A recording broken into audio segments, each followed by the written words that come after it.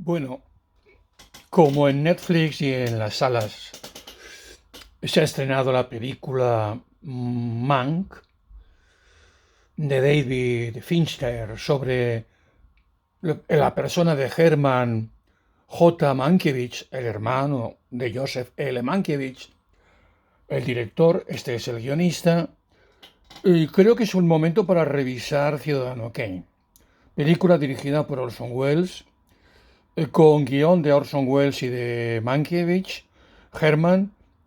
Aunque Mankiewicz siempre, Herman,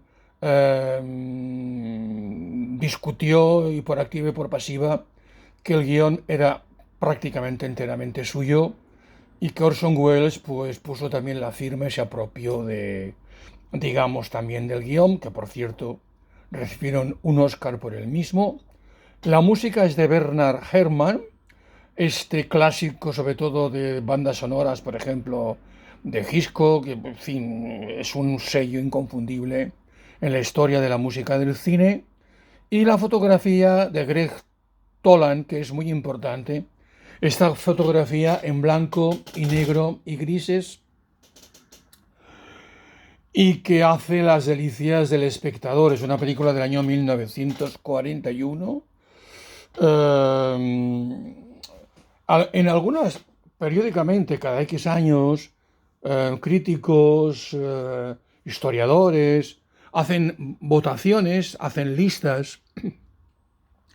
Y Ciudadano que durante muchos años salía como la mejor película de la historia. Aquí tenemos siempre el eterno problema, ¿no?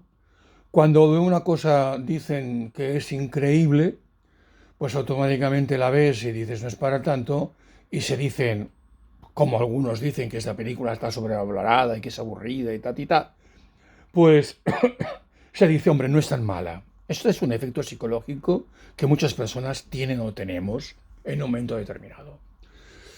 La historia en sí puede ser que sea una historia, entre comillas, aburrida. Es una historia sobre un magnate que existió en la realidad. En la realidad era Randall Hearst, que sale en la película precisamente Mank, un millonario, un magnate de la prensa, etcétera, etcétera, etcétera. Y en la película es precisamente este personaje que en la ficción le llaman Charles Foster Kane, un multimillonario que produce, dice la palabra mágica aquella Rosbud, de la cual creo que el otro día hice comentarios, y muere, ¿no? Y entonces fallece. Y entonces la película es toda una investigación periodística sobre qué significaba Rosbud, con un final interesante. La película, si digamos, el tema no interesa, puede aburrir, sinceramente puede aburrir.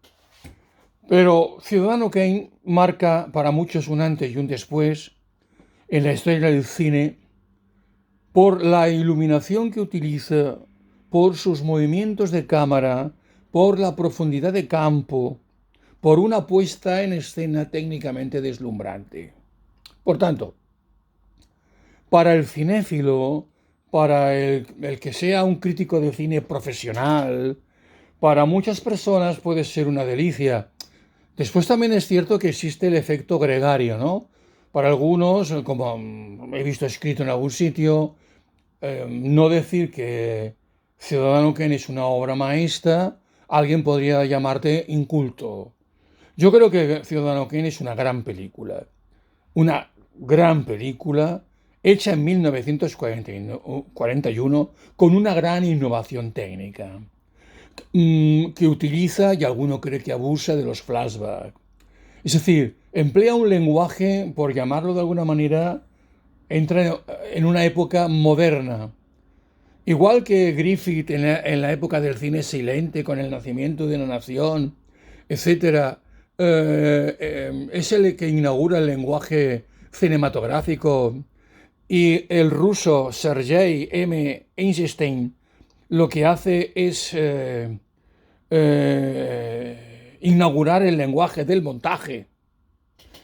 Aquí evidentemente deslumbra precisamente por las grúas que utiliza, los movimientos de cámara. Por tanto, una de dos, entre comillas, lo ideal, perdón, sería acompañar las dos cosas. Si la historia te interesa, va siguiendo las vicisitudes de un millonario que al fin y al cabo la parábola más o menos es que su último recuerdo es a la sencillez, y si no se ha visto la película no quiero reventar la historia, la sencillez de la vida, lo más sencillo que ocurrió en la infancia, algún objeto en concreto, lo voy a dejar ahí. Cuando dice Rosbach se le cae una esfera de cristal, es una casita, digamos, que al mover la bola eh, hay como copos de nieve, ¿no? En definitiva, está recordando su propia infancia, ¿no? Por tanto, la historia está ahí, pero después está toda la parte técnica, cómo va siguiendo esa cámara y demás. Claro, esto ya depende del gusto del espectador.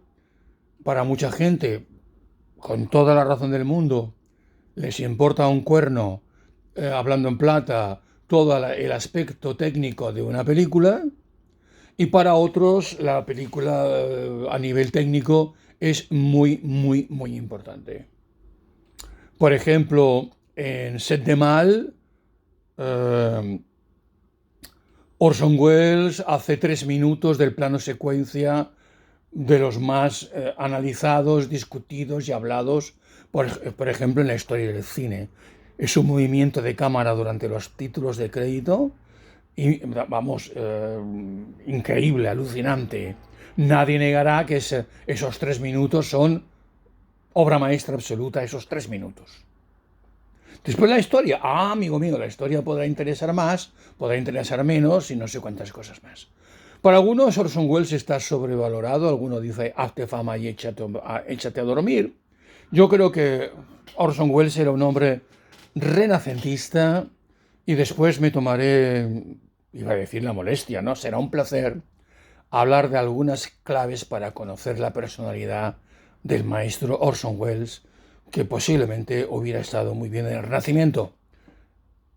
Para mí, tal vez, una cosa muy interesante de Orson Welles, que para ganarse la vida lo tuvo que hacer cuando tuvo dificultades económicas para financiar sus películas y demás, es sus actuaciones de actor, tanto en las películas propias como en películas ajenas. Para mí, bordaba sus actuaciones siempre. Bueno, lo hablaré cuando hable sobre Orson Welles a continuación, que diré, digamos, alguna cosa, algún detalle para conocer su personalidad. Bien, ¿que no te gusta Ciudadano Kane? Oye, la vida seguirá mientras el planeta siga girando y el sol esté donde esté, hasta que esto, pues, se apague. Por tanto, ningún problema. ¿Qué te encantó? Pues lo celebro, sinceramente. Un placer y gracias por la paciencia.